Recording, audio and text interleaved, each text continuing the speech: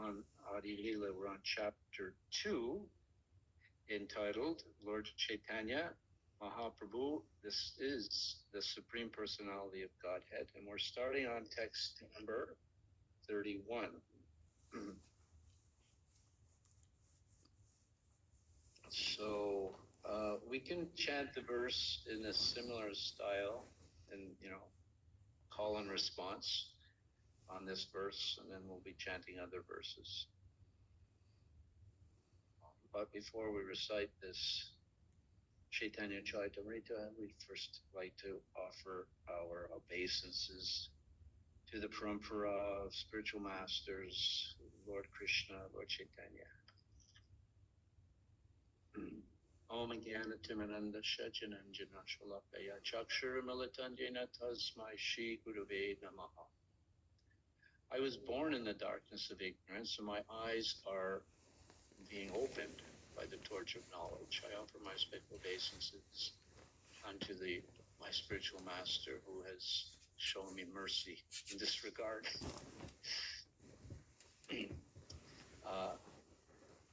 Vandeham Shri Guru, Shita Parakamalam, Shri Gurun, Vaishnavamscha, for my respectful obeisances unto my spiritual master and unto all Vaishnava gurus.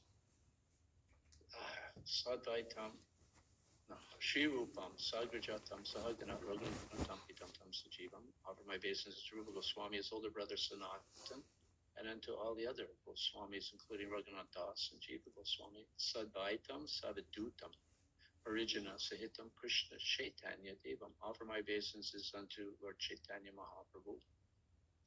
Unto Lord Advaita Charya, unto the Avaduta Nityananda, and unto Sri Chaitanya Mahaprabhu, Sri Radha, Krishna, Madan, Saha, Lalita, Shri Vishakamitam. Offer my obeisances to Radha, Krishna, and the Gopis Sadavite, Lalita, and Vishaka. Offer my obeisance unto His Divine Grace, A.C. Bhaktivedanta Swami, the founder of Acharya, the International Society for Krishna Consciousness, who is very dear to Lord Krishna, having taken shelter at His lotus feet in this world. Our obeisances unto you, O servant of Srila Bhakti Siddhanta. You are kindly spreading the message of Lord Chaitanya Mahaprabhu throughout the Western worlds, which is filled with voidism and impersonalism. Offer my respectful obeisances unto all the devotees of the Lord, especially those who are present with us on Zoom. I request your kindness and mercy, because just as Vaishnavas are compassionate to the fallen conditioned souls, and you can fulfill the desires of everyone. Offer my obeisances unto Lord Chaitanya Mahaprabhu, unto Lord Nityananda, unto Gadadhar, Shivas, and all those Shivas, and all those in the line of Lord Chaitanya. Hare Krishna, Krishna Krishna, Hare Hare, Hare Rama, Rama Rama, Hare Hare. So, there's no one in the temple room today, so we'll just chant the verse. Radhika, would you like to respond? Yes. and then yes, lead, and absolutely. Then everyone else can just go through. I do. Shishuvatsa Hari Brahma Kari Aparada. Shishuvatsa Hari Brahma Kari Aparada. Aparada Kshamaite Magena Prasada. Aparada Kshamaite Magena Prasada. Shishuvatsa Hari Brahmana. Shishuvatsa Hari Brahma Kari Aparada. Shishuvatsa Hari Brahma Kari Aparada.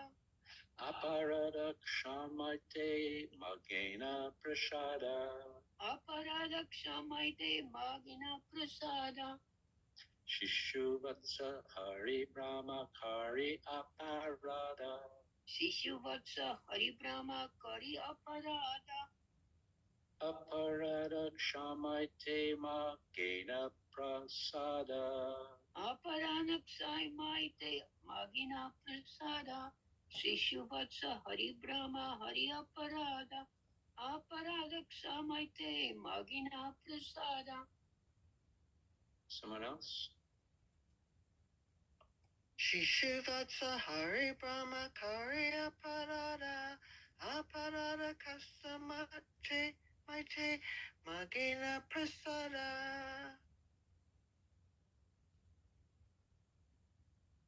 Anyone else? Lucian usually chants. Mona usually chants. Saraswati. Shishu vatsa hari brahma kari aparada kshama te mage na prasada. Oh, really nice. Anyone else? Sorry, I'm driving. Thank you. Okay. Okay. All right, we'll do the word for word.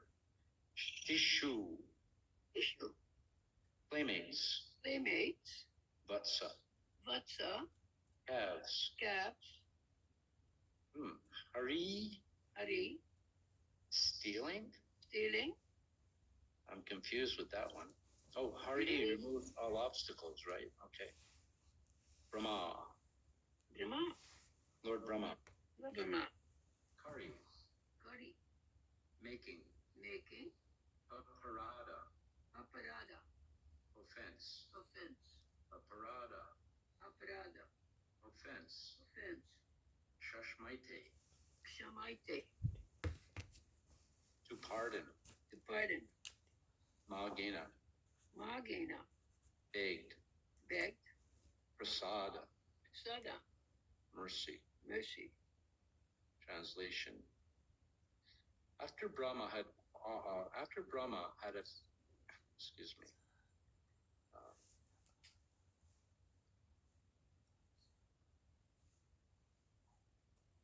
Okay, translation.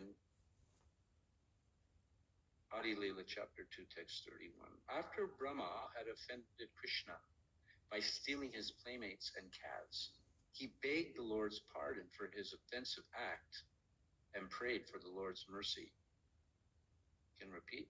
After Brahma had offended Krishna After Brahma had offended Krishna by stealing his playmates and calves, by stealing his playmates and calves, he begged the Lord's pardon he begged the Lord's pardon for his offensive act for his offensive act and prayed for the Lord's mercy. and prayed for the Lord's mercy.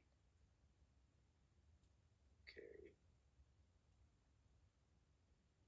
Let's go on to the next verse. Tomara nabi padmahaite amarara janmodaya tumi pita mata ami tomara tanaya. I took birth from the lotus that grew from your navel. Thus you are both my father and my mother, and I am your son. Pita mata bhalakera nalaya aparada kama marekara prashada. Parents never take seriously the offenses of their children. I therefore beg your pardon and ask for your benediction. So, this chapter is entitled, I'll just speak a little bit before we proceed. Is Caitanya Mahaprabhu is the Supreme Personality of Godhead. And the chapter, Krishnadas Kaviraj Goswami is presenting it in such an amazing, systematic way. He starts the chapter by defining what is the absolute first, the impersonal Brahman aspect, and then he makes reference to the source of the impersonal Brahman aspect, and then it moves up to the next, the super soul within the heart, Paramatma, and making reference to the super soul within the heart. He gives evidence, or he gives analogies of the sun, how the sun is situated in one place and is spread everywhere.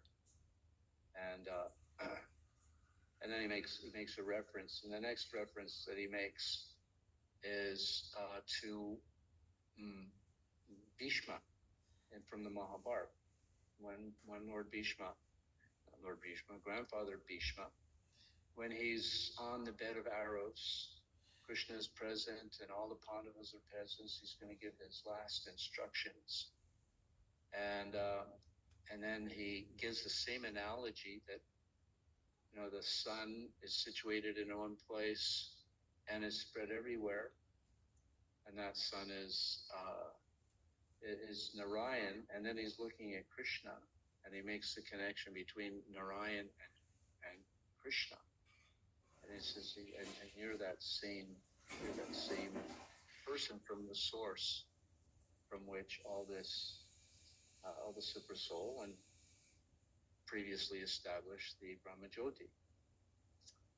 So one may ask, well, okay, so Bhishma, some general making some statement, what is his qualification? Well, if we go to the topmost authority, the Vedic literature, which follows the Vedanta Sutra, the Vedanta Sutras, the commentary on the Vedanta Sutra is the Srimad Bhagavatam, Veda Anta, the end of the Vedas, and the Sutra, which is the conclusion of all the Vedas, is the Vedanta Sutra. But it's written in a very concise nature, and it's very difficult to just comprehend without some kind of guidance or some kind of explanation. So the compiler of the Vedanta Sutra, Srila Vyasadeva himself, compiled the Srimad Bhagavatam, which is a natural commentary on the Vedanta Sutra. Lord Chaitanya Mahaprabhu establishes that, especially when he has the debate with Prakashananda Saraswati, the impersonalist, and all his sannyas followers. And he defeats him by using the commentary by Vyasadeva, Srimad Bhagavatam, especially the Atmarama verse, and defeats Prakashananda Saraswati. And Prakashananda Saraswati, of course, accepts the impersonal Brahman as absolute. And he uses the commentary, the Sharya Bhasya, by Shankaracharya, which is the impersonal interpretation of the Vedanta Sutra. So the most authorized explanation of the Vedanta Sutra is not the one by Shankaracharya, even though it may be considered the more, at the time at least, the more common and accepted one. The actual ultimate commentary is the Srimad Bhagavatam, because Vyasadeva compiled the Vedanta Sutra and the explanation is compiled by Vyasadeva. So within that Srimad Bhagavatam, it mentions Swayambhu, Narada, Shambhu, Prahlado, Janaka, Bhishma, the 12 Mahajans, 12 authorities on this subject matter, and Bhishma or Grandfather Bhishma is one of the authorities. So when he's speaking, his statements are accepted as ultimate statements. So he's lying on the battlefield, and then he's making reference how taking that leap from Brahman to Paramatma to Narayan, and then just preceding that, Narayan and Krishna are established as one and the same. And the example that is being used in the purport, it's one of my favorite examples, recent examples, is just like the magistrate. When he's in the office, he's dressed differently. And when he's at home, he's dressed differently. And the relationship with the people in the office and the relationship with his family at home are completely different relationships, but he's the same person. So in the same way, Narayan and Krishna, they're one and the same. Narayan is Krishna in the office, and Krishna is at home in the intimate relationship that are basically five, and parental relationship and conjugal relationship and friendship, etc. So they're one and the same. And then Bhishma says that you're that same person. And then he quotes, again, he's quoting the Srimad Bhagavatam, the 10th canto, where Lord Brahma steals the cows and the calves. And then Lord Brahma is now speaking, and he says, and he's bewildered by Krishna. He doesn't realize who Krishna is until Krishna reveals himself after Lord Brahma had stolen the calves, and the cowherd boys, when he in a moment he turned around and looked, and they're still there. But what it was Krishna manifested himself as all the calves, and all the cowherd boys. So they were all manifested by the expansion of Krishna in Vishnu forms, but they appeared as the calves and the cows. So much so that when the cows returned to their mothers, the mothers felt so much affection. And when the cowherd boys returned to their parents were feeling so much affection, a lot more affection than normal. And the reason being is because they were expansions of Narayan. So then what happened is that then Lord Brahma, he came to his senses. And Lord Bhishma, or Grandfather Bhishma, is stating that because he became the servant, then we can understand who you are. So Lord Brahma, he came to his senses and realized, yes, you're that same. Hare Krishna. Haribol. Class is going on. Don't interrupt. You're that same personality of Godhead. So now he's making reference to the Srimad Bhagavatam in the form of the discussion in the chapter 14 of the Bhagavatam, where Lord Brahma steals the calves and the cowherd boys. So parents, now this verse, now Lord Brahma is offering his prayers to Krishna, realizing that he's made this big offense. In fact, in the previous verse, it uses the term aparad twice, offense twice. That's how grave situation is, and that's how Lord Brahma, he's feeling very like he's made a big offense. He's feeling very despondent that he's made such an offense that its emphasis is put on because it's mentioned twice. But then he tries to rectify. He says, yes, now I see all these Vishnu forms. So when the Vishnu forms appeared like the calves and the cowherd boys, then they were transformed back into Vishnu forms. Lord Brahma saw all the Vishnu forms. And then he realized that little boy, he's the source of all these Vishnu forms. And because I was born from Vishnu, Narayan, right, Garbhodakshaya Vishnu, self-born, Swayambhu, he's born from the navel. You're my father, you're my mother. So when a child, makes an offense or makes a mistake, then the parents, they're forgiving. They forgive the child for making offense. And when it comes to the situation or the Supreme Personality of Godhead in the form of Narayan, then when it comes to the Narayan, then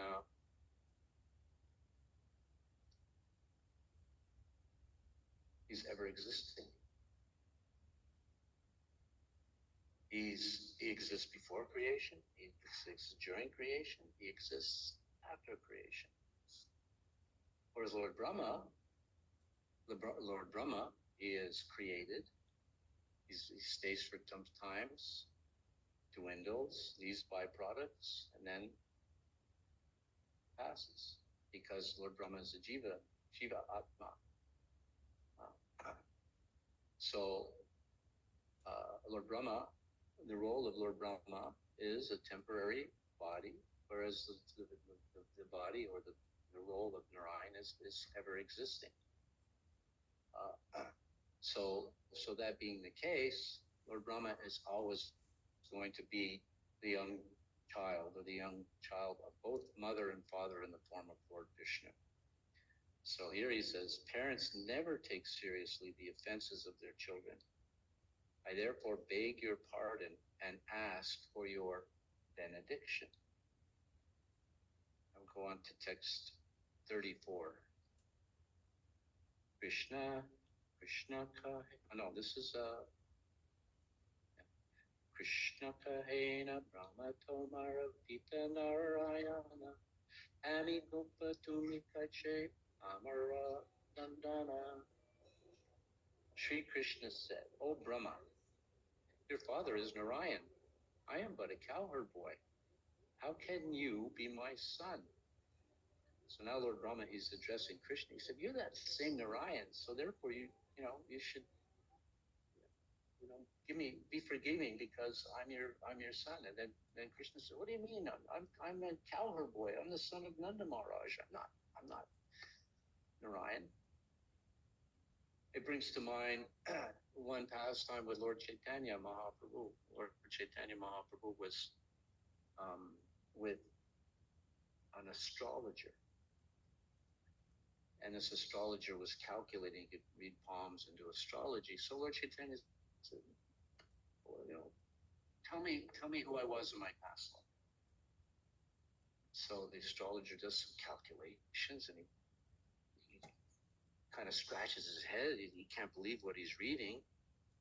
And so he does it again. And he's thinking, he said, according to your astrology, you're actually the Supreme Personality of Godhead. Lord Chaitanya says, my dear sir, I know as a matter of fact, in my previous life, I was a cowherd boy. So it's a similar situation. Lord Brahma recognizes that this little cowherd boy is actually my parents. He's actually Narayan. But then Lord Krishna is kind of teasing him, just as Lord Chaitanya was teasing the astrologer. Lord Krishna is teasing he's teasing Lord Brahma. He says, I know for a fact I'm a cowherd boy. Oh, Brahma, your father is Narayan. I'm but a cowherd boy. How can you be my son? Next verse. Brahma balena tumi kinahao Narayana tumi Narayana shuna tahara atarana. Brahma replied, are you not Narayan? You are certainly Narayan. Please listen as I state the proofs. Now Lord Brahma is speaking, and Lord Brahma is also one of the 12 authorities. Swayambhu. Swayambhu is also one of the authorities. The first one listed, Swayambhu, Narada, Shambhu, Lord Brahma, Narada Muni, Lord Shiva, Kapilo, Lord Kapila, Prahlado Janako Bhishma, Prahlad Maharaj, King Janak Bhishma, Balir Vyasaki or Vyambali Maharaj, Vyasaki or Vyasadeva, and the person speaking the verse is Yamaraj. So these are I got 10 out of 12. Manu is another one. So anyway, they're the 12 authorities. So Lord Brahma is also authority, even though in his pastime, being an authority, he became bewildered by Krishna. But then everybody's bewildered by Krishna. You're either bewildered by Krishna's external energy, which is pretty much what happened to Lord Brahma, mistaking Krishna to be nobody, and most of all living entities in the material world, identifying the body to be the self, they're under Krishna's illusory energy, Mahamaya. And then those who are very fortunate, they have a very intimate, close relationship with Krishna. They don't recognize Krishna as Narayan. Just as an example is Mother Yashoda. When Krishna ate dirt, Mother Yashoda was accused of eating dirt. Mother Yashoda said, well, open your mouth, let me see. And when Krishna opened his mouth, Mother Yashoda looked in the mouth, and she saw the whole universe. She saw the whole universal form. She saw everything within the mouth. She even saw herself looking into the mouth of Krishna. Everything was in Krishna's mouth. And she, for a moment, she was thinking, my son is the supreme Narayan. But then, after a moment, Krishna again cast his yoga maya, his spiritual bewildering energy, covering energy. And she again, forgot about that. And, oh, Krishna's my son. I have to take care of him, because the relationship is much more intense. And there's a loving exchange in one of the relationships. So either as a friend or parental relationship or conjugal relationship or parental relationship. These are the relationships are much more intimate, much more enjoyable. Whereas if you're thinking this is the Supreme Personality of Godhead, then it's a reverential relationship.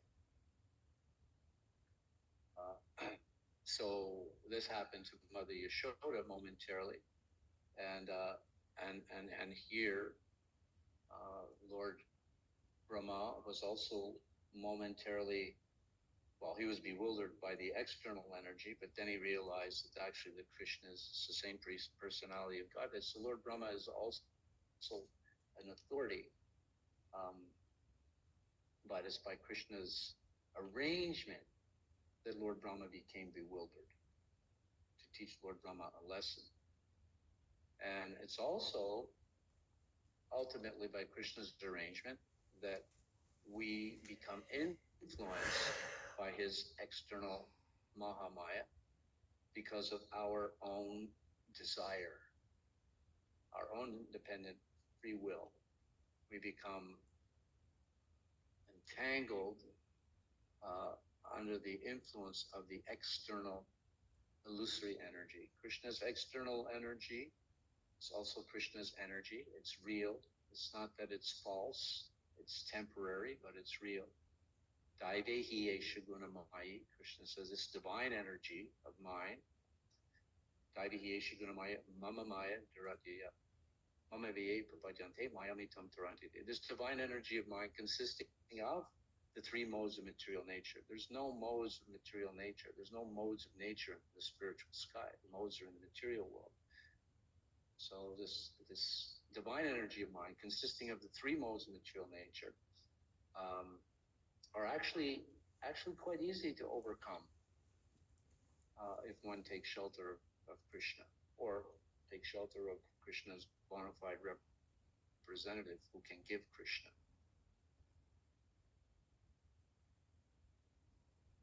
How are we doing for time? 42. Okay, text 36.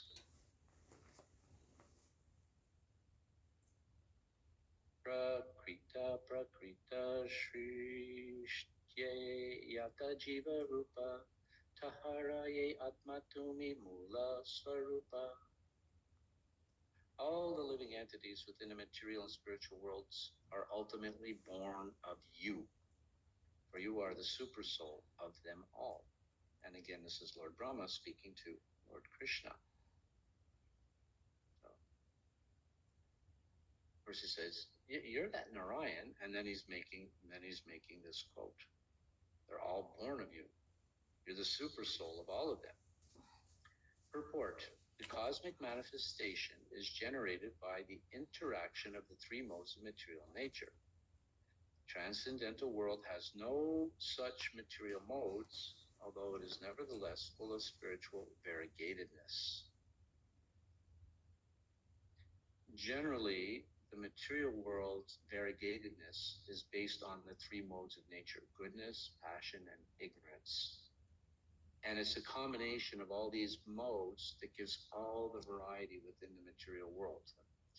And the example that is used, that Prabhupada used, this is the example of three primary colors: red, green, blue, and yellow. And when you intermix all these colors, you get the whole spectrum of color. Actually, you add one other element. Actually, the intensity or the lack of intensity gives you even more variety, but it's the three main colors: red, yellow, and blue. that create the spectrum of all colors, just as goodness, passion, and ignorance create the whole spectrum of material existence and the intermixing of them all. But here, the transcendental world has no such material modes, although it is nevertheless full of spiritual variegatedness. So material world has variegatedness, but the spiritual world has variegatedness. But it's the spiritual world that doesn't have the modes, but still it's full of variegatedness, it's full of variety. In that spiritual world, there are also innumerable living entities who are eternally liberated souls engaged in transcendental loving service to Lord Krishna. The conditioned souls who remain within the material cosmic creation are subjected to the threefold miseries and pangs of material nature. They exist in different species of life because they are eternally averse. They exist in different species of life because they are eternally averse to transcendental loving devotion to the Supreme Lord.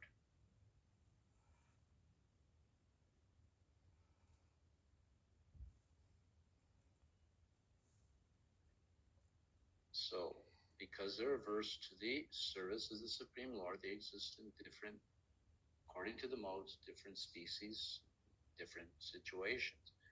But in the spiritual world, everyone is eternally liberated. Because why? They're engaged in the loving service of the Lord. And even if one is in the material world, if he's fully engaged in the loving service of the Supreme Lord, he's actually liberated.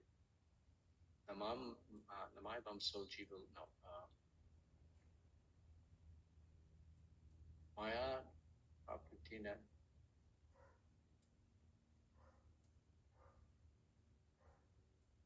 Can't think of the verse. For one who is fully engaged and loving service to Krishna, he at once transcends the modes of material nature and comes to the level of Brahman, comes to the transcendental platform. Shankarshan is the original source of all living entities because they are all expansions of his marginal potency. Some of them are conditioned by material nature, whereas others are under the protection of the spiritual nature. Material nature is a conditional manifestation of spiritual nature, just as smoke is a conditional stage of fire. Smoke is dependent on fire, but in a blazing fire, there's no place for smoke. Smoke disturbs, but fire serves. The serving spirit of residents of the transcendental world is displayed in 5 varieties of relationships with the Supreme Lord, who is the eternal enjoyer. In the material world, everyone is a self-centered enjoyer of mundane happiness and distress. One considers himself the Lord of everything and tries to enjoy the illusory energy, but he's not successful because he is not independent. He is but a minute particle of the energy of Lord Shankarshan. All living beings exist under the control of the Supreme Lord, who is therefore called Narayan.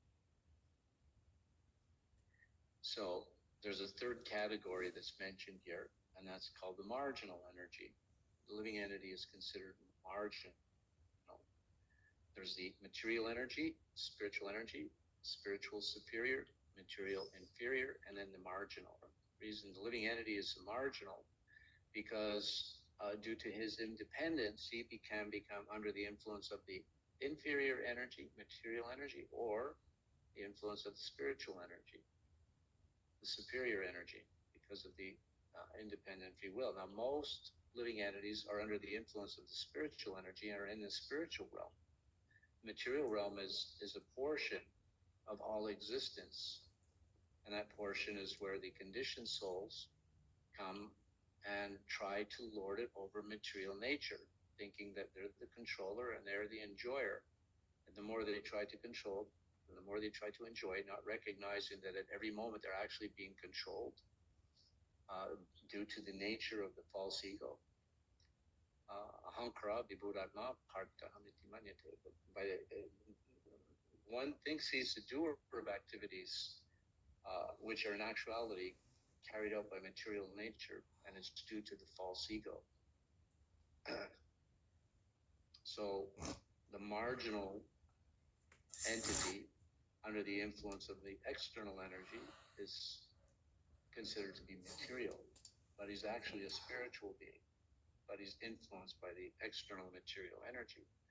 And when you're under the influence of the material external energy, then it only creates not happiness, even though by constitution, and under my vyasa, because constitution, we're enjoyers, but under the influence of the false ego, trying to lord over material nature, we become influenced by the by material nature, and then we only we don't actually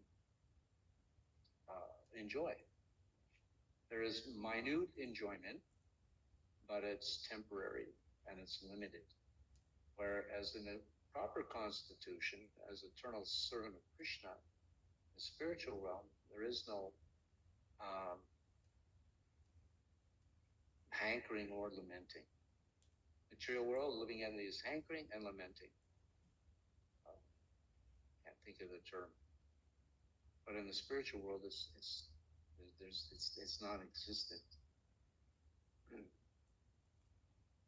And that key to being connected and entering into the spiritual realm is actually to engage in loving devotional service to the Lord, as Bhishma, grandfather Bhishma mentioned, because they're not engaged in your service, you can't understand that. But when you're engaged in that service, then you can understand it. And when you're engaged in that service, Namam Charlena, Bhakti Yogena Sevata, Sagunam Samatityata, Brahma Bhuye Kalpate. For one who is engaged in devotional service, unfailing in all circumstances, at once transcends the modes of material nature and comes to the level of Brahman. So even though one may be in the material world, if he's fully engaged in devotional service, he's actually on the transcendental platform. And the constitutional position of the living entity is devotional service. Jive Swarupoi Krishna Nityadas, Lord Chaitanya says, the constitution of living, by constitution, that is our position, to be eternal servants of Krishna. So, to learn how to be under the influence of Krishna's service, or be under, in order to know, are we under Krishna's, engaged in Krishna's service, acting on the transcendental platform, or are we on the material platform? When we're thinking of enjoying independently, then we're under the influence of the external energy. But when we're thinking that and it's not just a matter of thinking that we're serving Krishna, we actually have to know, are we actually serving Krishna? And service to Krishna means service that's done favorably. So often people may think I'm serving, but it may not be done favorably. It's according to what you're thinking, not necessarily what pleases Krishna. So in order to know what is favorable service, is to follow under the direction of a bona fide representative of Krishna who knows what is proper devotional service. And then there are the 12 Mahajans, of which Prahlad Maharaj is also one of Prahlado Janako Bhishma. Prahlad Maharaj is one of the Mahajans, and he says, Shravanam Kirtanam Vishnu. How are you? Smarna, Padasevanam, Archanam, Vandanam, Dasyam, Sakyam, Atmaneva, the 9 processes of devotional service. Engaging in the 9 processes of devotional service. But to know if the process of devotional service, it begins with hearing. And if you're hearing, then you have to hear from the right source. You have to hear from a representative of Krishna. It says you can hear from Prakashananda Saraswati, or you can hear from Lord Chaitanya. You can hear from the Sharyar Bhasya, or you can hear from the Srimad Bhagavatam. So proper hearing is the most essential thing. And then from proper hearing comes chanting. When one is hearing and then it's chanting, then it solidifies one's hearing. So it's very important. What we hear is we try to give it to others. Shravanam Kirtanam, and then the hearing of what? Vishnu. Chanting what? Vishnu. Hare Krishna, Vishnu Krishna, non-different. Office at home. Hare Krishna, Krishna Krishna, Hare Hare. Hare Rama, Rama Rama, Hare Hare. We'll finish here. What verse are we on, please? 36, 1 to 36. That's where we finished. And if I make a comment, it's so amazing how in the Srimad Bhagavatam we're learning all the lessons of the catechism from Queen Kunti in her prayer. And now we're learning all the catechism from about our you can say our religion, if you will, from Lord Brahma. He is indicating how Krishna is God. Isn't that beautiful? Yes. Very excellent teachers. Very excellent. Yeah, Lord Brahma and is one of the Mahajans, and we're learning from in the Bhagavatam. We're learning from Queen Kunti, Exactly. also Mahajan. Actually, anyone that's in direct disciplic line and is following is actually Mahajan. Exactly. So Mahajan. the current speaker is Lord Brahma. That's the point. Beautiful.